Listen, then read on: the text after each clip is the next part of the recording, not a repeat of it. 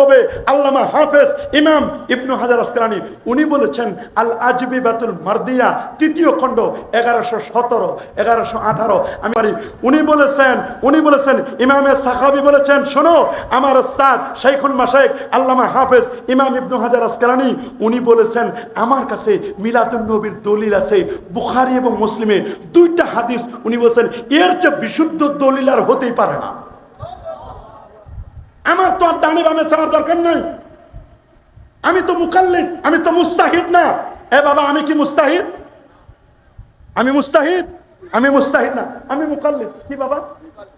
আমি তো মাছ পুকুরে মাছ ধরে খাইতে পারি না, যারা মাছ ধরে আমি তাদেরটা কিনে খাই, কারণ আমার মাছ ধরার এত বছর সময় নাই। তা আমি যেহেতু মাছ ধরতে পারি না, ওদের কাছ থেকে কিনে খাবো। আমি যেহেতু কোরআন হাদিস থেকে মাস আলা মাসাইল বের করতে পারি না, আমি মাসলা মাসাইল যারা বের করছে তাদেরটা নিব, কিনবো, বই কিনে পড়বো। কথা বলে? আমি গাড়ি চালাইতে পারি না, ড্রাইভারের সহযোগিতা নিব। আমি মৌচাকে গিয়ে মধুমক্ষিকাগুলোকে একেবারে ধোঁয়া দিয়ে দূর করে মৌমাছির কামড় খেয়ে মধু সংগ্রহ করার সময় আমার নাই, রাতের বেলায় পাহারা দেওয়ার সময় আমার নাই। মাছিদেরকে যারা মৌচাকে মধু সংগ্রহ করে নিয়ে আসে ওদের কাছ থেকে মধু কিনবো আর খাবো, কারণ আমি মুকাল্লিদ, আমি তো মৌমাছি ধরতে যাই না, আমার পক্ষে সময়ও নাই। কিন্তু আপনি নিজে মাছ ধরবেনও না, নিজে মধুমক্ষিকা থেকে মধু সংগ্রহ করবেন না, গাড়ি নিজে চালাইবেন না। যারা গাড়ি চালায়, যারা মধু সংগ্রহ করে মাছ ধরে, তুমি তাদেরকে গালি দিবা, হারামি বলবা, তুমি বলবা বেদাতি, মাজার পূজারি। আমরা বেদাতি নয়, আসল বেদাতি তোমরা। তোমরা তো বেদাতে চিনো না বেটা। বেদাত কারে বলে তুমি চিনো না? বেদাত কারে? বরং উল্টা আমাদের উপর তহমত দিচ্ছ। যারা বেদাতি তারাই আমাদেরকে উল্টা বেদাতি তহমত দিচ্ছে। কথা বলেন? কারণ ইমামে দারিমি রহমতুল্লাহ আলাইহি, ইমাম মুহাম্মদ ইবনে আশুর মুস্তাহিদ ইমাম, ইমামে শাফি আল্লামা বদরুদ্দিন আইনি রহমতুল্লাহ আলাইহি, আল্লামা ইজ্জুদ্দিন ইবনে আব্দুস সালাম রহমতুল্লাহ আলাইহি, আল্লামা মোল্লা আলী কারি রাহিমাহুল বারির মতো এরকম 94 জন ইসলামিক স্কলার তারা বলেছেন বেদাত বেদাত করে বলো না, বেদাত বলার আগে চিন্তা ভাবনা করবো। যদি কোনো মাসআলা দ্বীনি বিষয় হয়, দ্বীনের সাথে রিলেটেড হয়, এই বিষয়ে যদি সরাসরি দলিল থাকে অথবা ইশারা ইঙ্গিতে দলিল থাকে, ওইটাকে বেদাত বলার ক্ষমতা পৃথিবীর কারো নাই। সরাসরি অথবা কি ইঙ্গিতে বলেন, সরাসরি অথবা কি ডাইরেক্ট, না হলে ইনডাইরেক্ট। এখন চিন্তা করলাম কেন ঈদে মিলাদুন নবীকে বেদাত বলার ক্ষমতা নাই? কারণ আল্লামা হাফেজ ইমাম ইবনু হাজার আসকালানী, আল্লামা ইমাম সাখাবি, আল্লামা জালালউদ্দিন সুয়ুতি, আমি তো বলবো আল্লামা জালালউদ্দিন সুয়ুতির তাফসিরে জালালাইন না পড়লে দোস্ত দাওরা হাদিসে ভর্তি হওয়ার ক্ষমতা নাই, আর কামেলে ভর্তি হওয়ারও ক্ষমতা নাই। আল্লামা সুয়ুতি তিনি 75 বার যিনি জাগ্রত অবস্থায় আমার রসুলকে দেখেছিলেন স্বপ্নে। সুবহানাল্লাহ বলেন। আল্লামা সুয়ুতি তিনি 2 লক্ষ হাদিস যার সনদ সহ মুখস্থ ছিল। আল্লাহু আকবার। আল্লামা সুয়ুতি তিনি যিনি 27 কদমে সুয়ুত থেকে মিশর থেকে মদিনা শরীফে এসে আসর পড়েছিলেন। তাফসিরে জালালাইনের লেখক, আল হাবিউল ফাতওয়ার লেখক, হুসনুল মাকসিদ ফি আমালিল মাউলিদ এই কিতাব লিখে গেছেন তিনি নবীর মিলাদুন নবীর পর। তিনারা বলেছেন ঈদে মিলাদুন নবীকে যদি বেদাত বলাও লাগে তাহলে বলো বেদাতে হাসানা বলো। উনারা বলে বেদাতের আবার ভাগ কিসের? আমি বলবো বেদাতের ভাগ করেছেন 174 জন মুস্তাহিদ ইমাম। তুমি মৌলবীকে, ওদের তো এক ফোঁটা পেশাবের সমান হতে পারবে না, এক ফোঁটা পেশাবের সমান হতে পারবে না। কথাটা বলতে বাধ্য হলাম। ওদের চুল পশম টসম কিছু না, ওদের এক ফোঁটা পেশাবের সমান হতে পারবে না, আমিও পারবো না। ওদের পা ছুঁয়ে সালাম করার যোগ্যতা আমাদের নাই। ইনারা বলেছেন বেদাতকে 2টা ভাগ করে মাহমুদা মাজমুমা। তাহলে ঈদে মিলাদুন নবীকে বেদাত বলতে গেলে সর্বোচ্চ বলতে পারো আল বেদাতুল হাসানা, উত্তম বেদাত। আল্লাহু আকবার বলেন। প্রশ্ন হচ্ছে ঈদ কি না এটা? সুবহানাল্লাহ বলেন। আর রাসাইলুল কুবরা 52 এবং 53 পৃষ্ঠার মধ্যে ইমাম ইবনু আব্বাস রুনদি মালিকি 792 হিজরি আলেম তিনি বলেছেন, শোনো আন্নাহু ঈদুম মিন আয়াদিল মুসলিমিন, নবীর জন্মদিনটা এটা মুসলমানদের জন্য সর্বোত্তম ঈদ। আমি বলি নাই, মালিকি মাযহাবের ইমাম 792 হিজরির আলেম, মালিকি মাযহাবের একজন প্রসিদ্ধ মুস্তাহিদ ইমাম, তিনি বলেছেন এই নবীর জন্মদিন এটা সকল ঈদগুলোর মধ্যে শ্রেষ্ঠতম ঈদগুলোর একটা। আল্লাহু আকবার বলেন। বলবেন হুজুর আর কে বলেছেন? ইমাম ইবনু জাজারি 833 হিজরি আলেম, তিনি বলেছেন ফারাহিমাল্লাহু উমরান ইত্তাখাযা লায়ালি শাহরা মাউলিদিহিল মুবারাক আয়াদান। তিনি বলেছেন নবীর জন্মদিনকে ঈদ।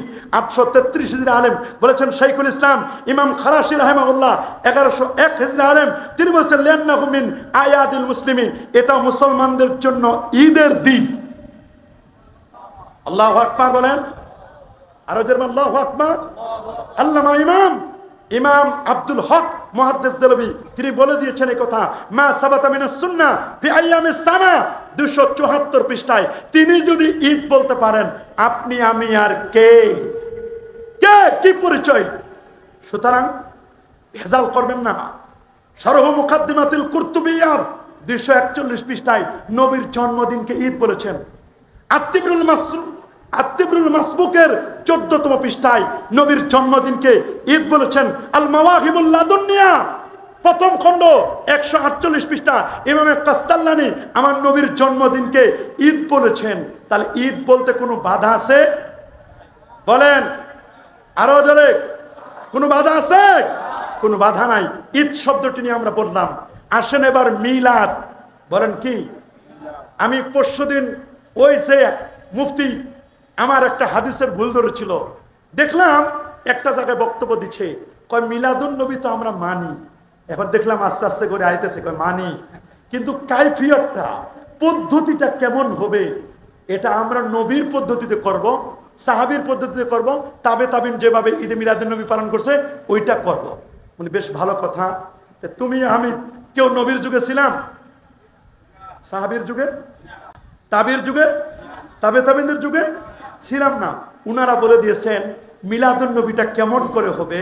আল হাবিলুল ফতোয়া বৈরতের সাপ লিবানন দারুল ফিক প্রথম প্রকাশ 1424 প্রথম পৃষ্ঠা 200 প্রথম খণ্ড 221 পৃষ্ঠার মধ্যে মিলাদুন নবীটা কেমন হবে উনি একটা যুক্তি দিয়ে দিয়েছেন সুন্দর করে। উনি একটা রূপটা দিয়েছেন, হুয়া ইজতিমাউন নাস ওয়া কিরাআতু মা তায়াসসারা মিনাল কুরআন ওয়া রিওয়ায়াতুল আখবার আল ওয়ারিদা ফি মাবদা আমরিন নবী সাল্লাল্লাহু আলাইহি ওয়াসাল্লাম ওয়া মা ওয়াকা ফি মাউলিদিহি মিনাল আয়াত। তিনি বলেছেন মিলাদুন নবীর রূপটা কেমন? কোরআন মাজিদ হতে কিছু তেলাওয়াত করা। আপনারা বলেন তো, আমরা যখন মিলাদুন নবী উদযাপন করি আমরা কি কোরআন মাজিদ থেকে তেলাওয়াত হয়েছে না? কথা বলেন হয় না? মা কানা মুহাম্মাদুন আবা আহাদিম মির রিজালিকুম কি তেলাওয়াত হয়?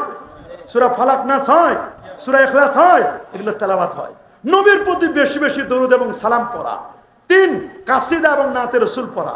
4 নাত সন্ধ্যা করা। 5 অধিক পরিমাণে সিরাত পাঠ করা। 6 দান সদকা করা। 7 মিলাদ মাহফিল করা। 8 কুইজ প্রতিযোগিতার আয়োজন করা। 9 সেমিনার সিম্পোজিয়াম মাহফিলের আয়োজন করা।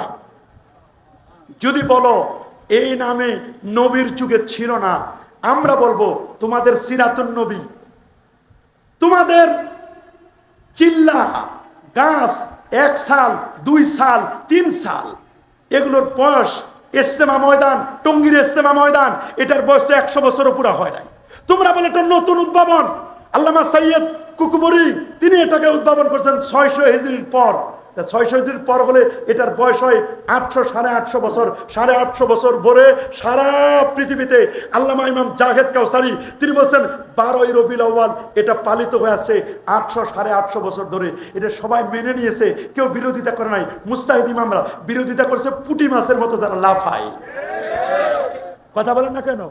যাদের লেখা নাই পড়া নাই, মিলাদুন নবীর ব্যাপারে কোনো একটা বই পড়াশোনা করে নাই, যারা লাফায় এরা কয়েকটা চুনুপুঠি, এরা কয়েকটা শুধু ফালাফালি করে লাফালাফি করে, কিন্তু যারা পড়াশোনা করে তাদের কেউ লাফায় না। কথা বলেন, জোরে বলেন। আমি একটু কড়া করে বলে দিলাম এজন্য, কারণ এটা নবীর ব্যাপারে রিলেটেড। আমি নবীর ব্যাপারে কাউরে ছাড় দিই না।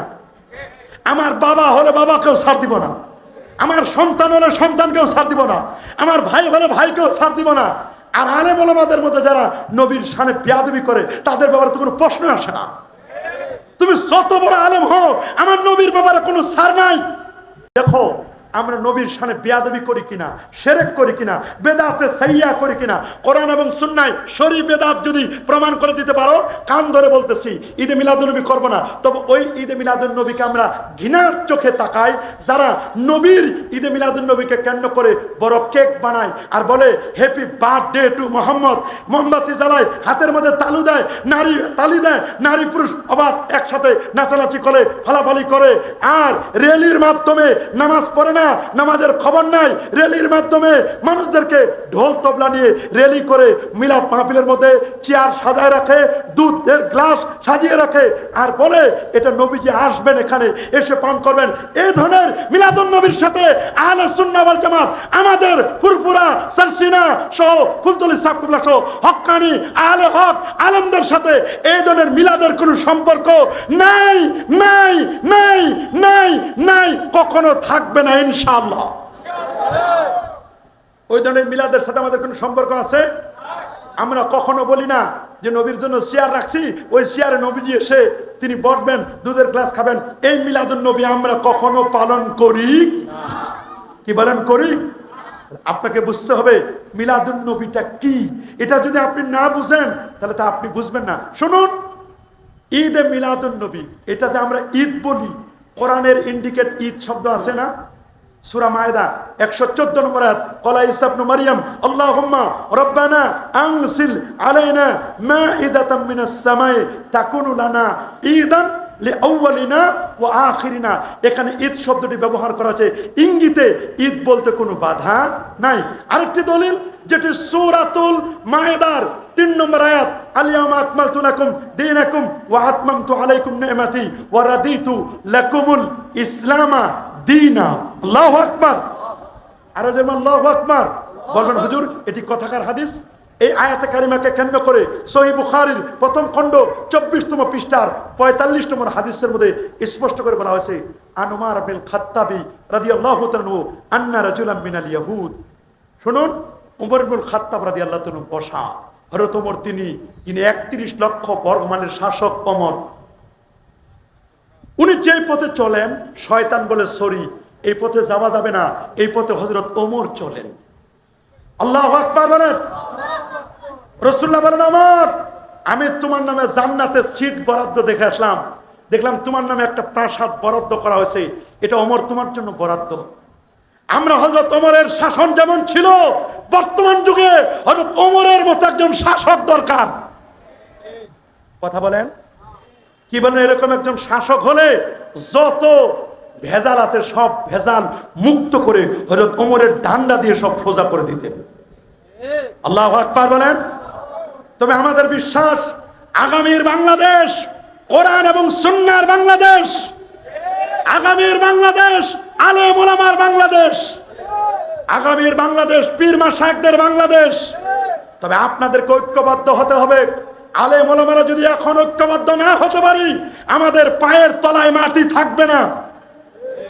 কথা বলেন, কে কোন ঘরানার আলেম, কে কওমি, কে আলিয়া, কে সরকারি, কে কোন দলের, এটা দেখবো না। আমাদের কলেমা এক, নবী এক, রাসূল এক, আল্লাহ এক। এই প্ল্যাটফর্মে তাআলাউ ইলা কালিমাতিন সাওয়াইন বাইনানা ওয়া বাইনাকুম আল্লা না'বুদা ইল্লাল্লাহ ওয়া লা নুশরিকা বিহি শাইআ, এই স্লোগানকে সামনে রেখে, তাওহীদের সালাতের কলেমাকে সামনে রেখে আমরা এখন ঐক্যবদ্ধ হতে পারি কি পারি না? এখন আমাদের সময় আছে।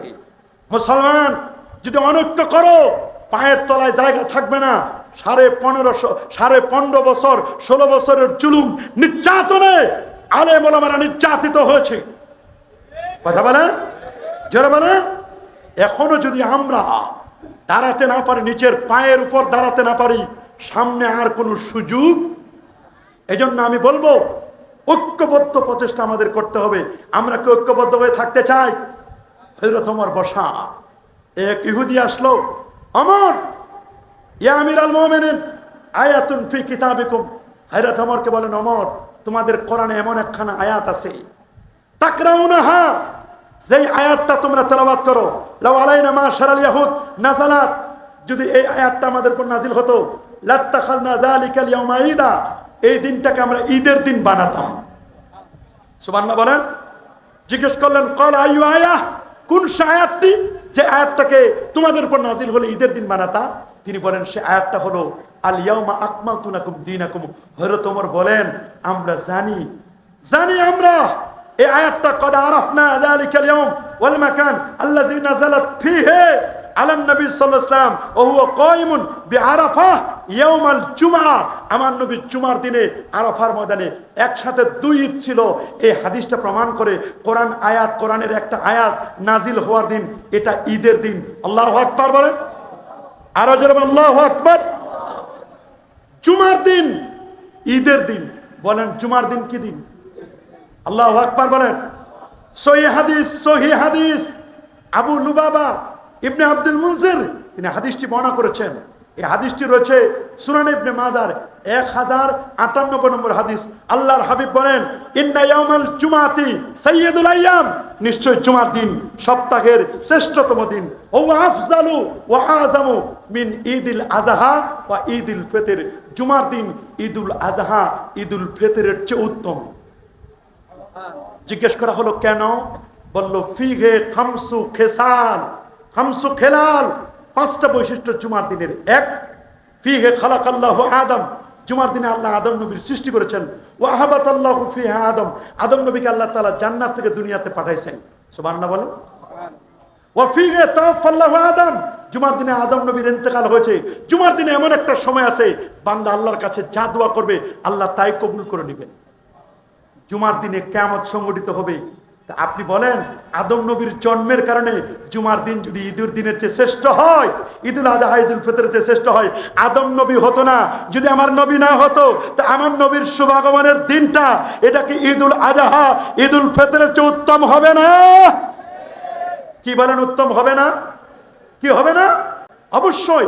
আমার বিশ্বাস আমার নবীর জন্মদিনটি ঈদুল আযহা ঈদুল ফিতরের চেয়ে উত্তম হবে, কোনো সন্দেহ নেই। শুনলে আপনি অবাক হবেন।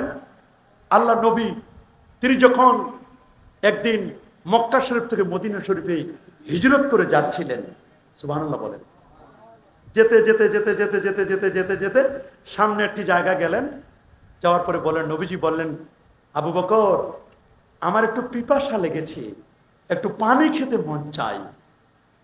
তো হযরত আবু বকর সিদ্দিক রাদিয়াল্লাহু তাআলা বলেন ইয়া রাসূলুল্লাহ আপনি পানি খেতে চান, তো পানি কোথায় পাবো? তো নবীজি বললেন দেখো তো এখানে একটা খেজুরের বাগান, এই খেজুরের বাগানে কোন মালিক আছে কিনা, কর্মচারী আছে কিনা। দৌড়ে গেলেন, দেখলেন একজন ইহুদি ব্যক্তি পরবর্তীতে মুসলমান হয়েছে, আসলেন নবীর কাছে। নবীকে চেনা চেনা লাগে।